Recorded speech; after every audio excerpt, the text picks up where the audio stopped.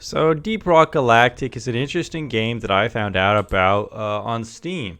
Now, I haven't played this game, a ton. I haven't finished a game or anything like that. I got about 4 to 5 hours into it. Now, this might not be enough for, a full comprehensive review, and some people might think I didn't give the game enough of a chance, but this is kind of just the first impressions and my overall thoughts on it now. I don't know if I'm going to be playing the game too much more, so I did want to talk about the video now.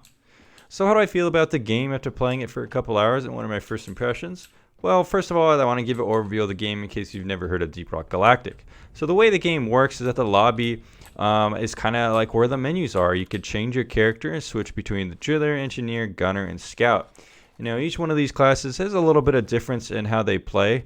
The scout is probably the most mobile option, letting you kind of zip line where you want to, set up lights and stuff like that. He has lower armor and kind of like basic guns, whereas you have the gunner who could create actual zip line that other people could use, and he has a heavier gun. Engineer could set up turrets, and the driller has like a flamethrower, and he's better at drilling. For the most part, though, you can upgrade these classes after doing missions, which give you gold, and you can do that in the equipment tab. You can upgrade various things like ammo, and they have various tiers you can upgrade. Like here, heating up things around you, chance your target with flame terror. So there are some pretty cool upgrades. Nothing that really changes too much how the class plays too much. I mean, I guess something like this may make them move slower, and they do have different weapons you can unlock, which is cool. But besides that, the game does have progression in terms of this model, with each class especially.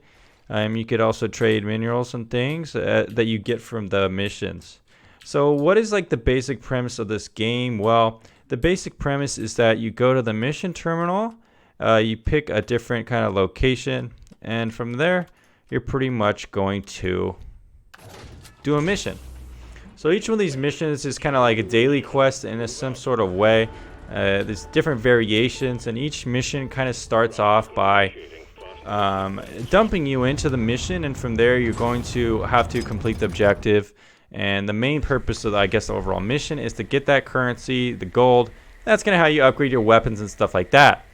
So basically the objectives for the missions are pretty similar. You're just going to kind of go around the level hunting for a specific objective. So in this case, I need to collect 225 morkite, and I need to collect bullet caps. So the morkite's going to be kind of like a rare mineral on the wall that I have to mine, whereas the bullet caps are going to be little mushrooms around the level that I have to find.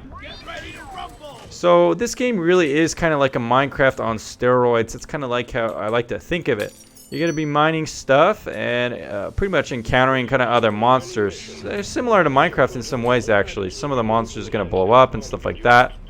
Now, the game, I do want to say, it has very good graphical style. It's kind of geometric in that sense. A bit simplistic, perhaps, but I really do like the style. So the way the game works, it's kind of confusing actually at first, is you have kind of this mapping system.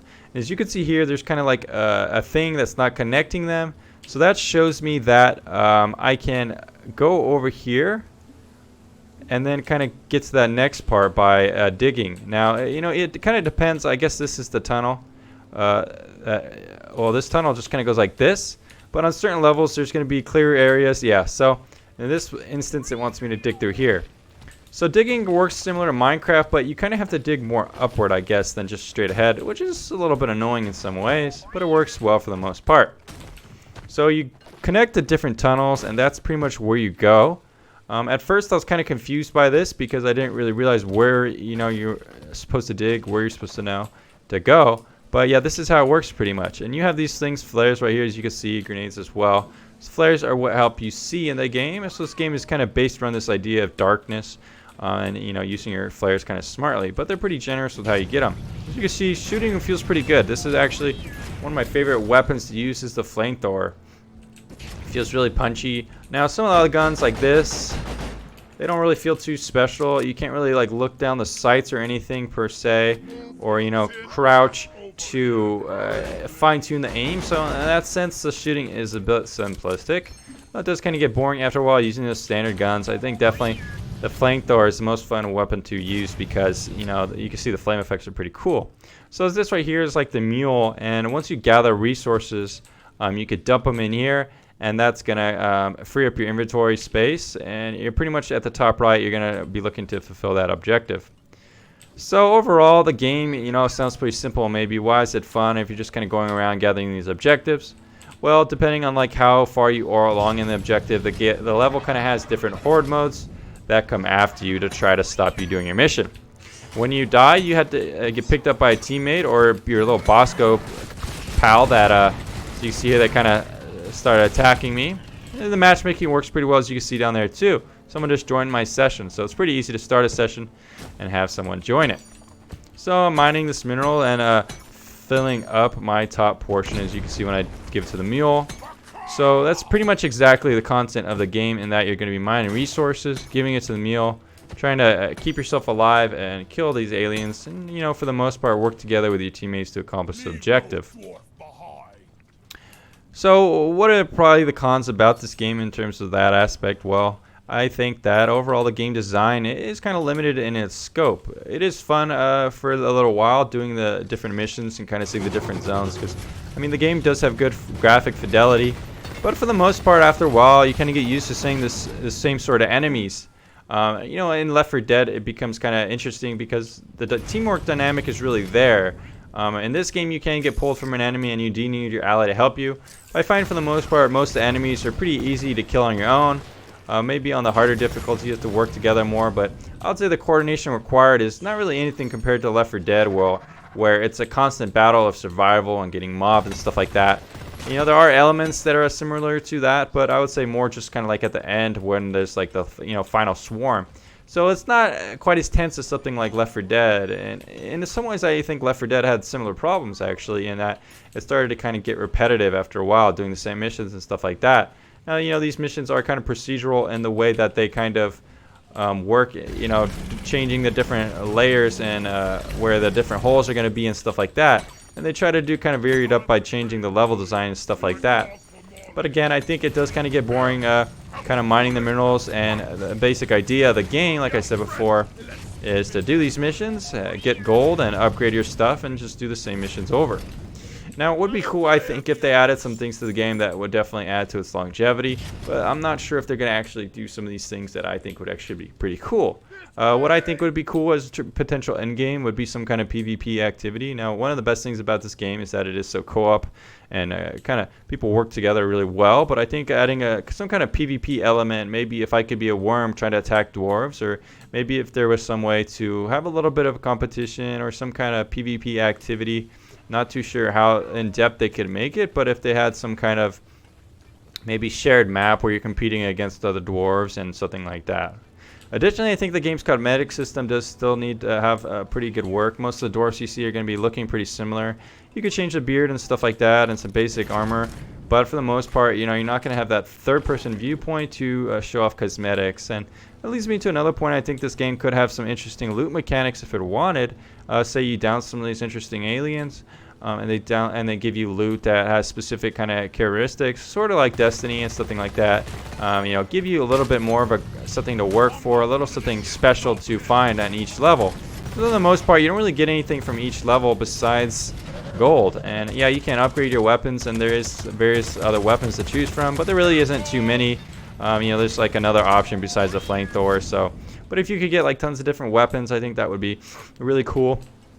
Add to the game's longevity for sure. Now, as well as adding that third-person mode, having more cosmetics to work for and stuff like that, cool ways to see your cosmetics in third-person mode, I think that would also be very neat to work with as well. So what are some of the things I don't like about the game? Well, sometimes the mapping system can be a bit confusing, and as you can see here, the levels do get pretty complex, and there are different levels and different ways to go about them, and I think they've done a good job here with what they have here. It's probably the most kind of interesting mapping system I've seen in a game, but I think sometimes it does get confusing knowing where to go. Of course, you're going to have to kind of look around these tunnels and explore to find the Morkite, but sometimes I wish that there was a little bit more indication where to go, where to find resources. Sometimes it can feel a little bit obtuse, depending on your familiarity with the levels. Starting out, though, it's definitely a little bit confusing trying to figure out where to go, and sometimes it just kind of feels like you're wandering around the level hoping that your teammate finds something like that. Another thing about this game is that I find the community isn't really that social for the most part. People just kind of hop in your game, and maybe they work together pretty well, but no one really talks too much. Let's see if someone will talk right now. Hey guys, anyone have a mic? So that guy does have a mic. That's pretty cool. Usually maybe one person. Usually one person every game has you know, one microphone, but not talking too much. But again, I think it's because the game, it does require some amount of coordination, but at the end of the day, you know, maybe perhaps not too much coordination that a mic's even needed.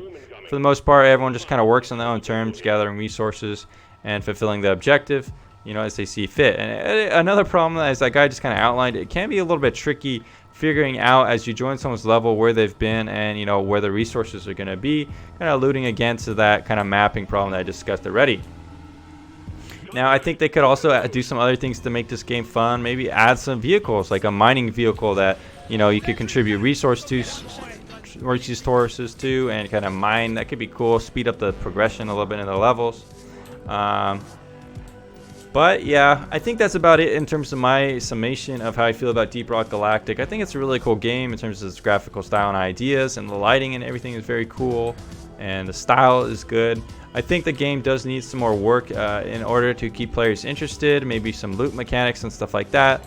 Although I think that would be a huge departure from what the game's doing. And if you like Left 4 Dead and can play that for hundreds and hundreds of hours and not get bored, and you like the idea of having more of a mining, gathering kind of element, I think this game will definitely keep you busy for a long time.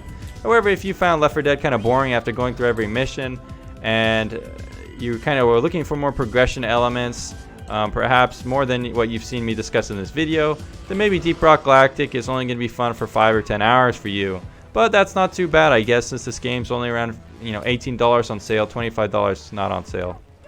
Anyways, guys, if you like this video, let me know down in the comments down below. Like, comment, and subscribe, and I'll see you again on another video game review.